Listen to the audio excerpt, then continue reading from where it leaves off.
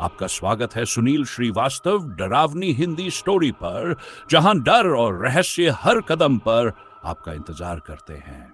पिछले एपिसोड में आपने देखा कि एन कैसे आत्माओं को मुक्त करने के लिए अपनी जान की बाजी लगा देता है, लेकिन हवेली के अंधेरे राज अब भी उसके चारों ओर मंडरा रहे हैं। आज के तीसरे एपिसोड में देखिए, क्या आर्यन अपनी सबसे कीमती यादों की कुर्बानी देकर आत्माओं को आजाद कर पाएगा, या हवेली का अभिशाप हमेशा के लिए उसके साथ रह जाएगा। आइए शुरू करते हैं इस खौफनाक सफर का नया अध्याय।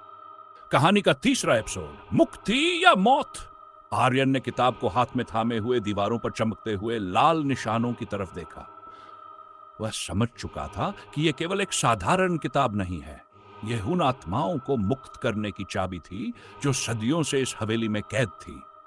लेकिन हर पल के साथ उसका डर बढ़ता जा रहा था।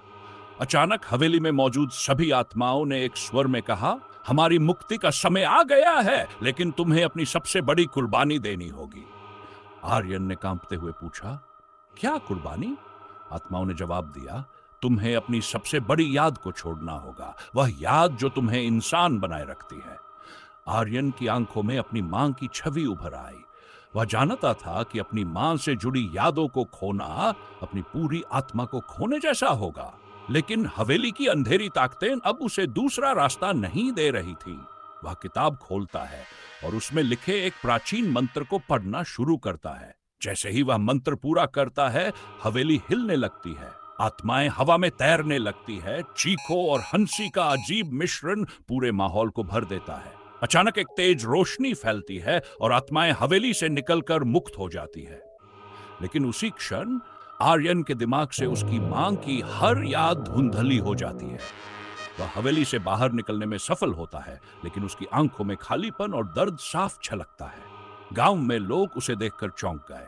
आर्यन ने भले ही हवेली को उसके अभिशाप से मुक्त कर दिया था, लेकिन वह खुद एक अजीब सी खामोशी का हिस्सा बन चुका था।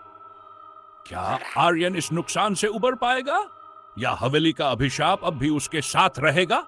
जानने के लिए जुड़े रहिए, अगला एपिसोड जल्दी आएगा। और इस तरह आर्यन ने अपनी सबसे कीमती याद खोकर आत्माओं को उनकी मुक्ति दिला दी। लेकिन क्या वाकई वह हवेली के अभिशाप से पूरी तरह मुक्त हो गया, या उसका दर्द अब एक नई कहानी की शुरुआत है? आर्यन के इस बलिदान और उसके बाद की कहानी को जानने के लिए जुड़े रहिए सुनील श्रीवास्तव डरावनी हिंदी स्टोरी चैनल के साथ। अगला एपिसोड जल्द ही आएगा, जहां रहस्य और डर एक नए मोड़ पर ले जाएंगे।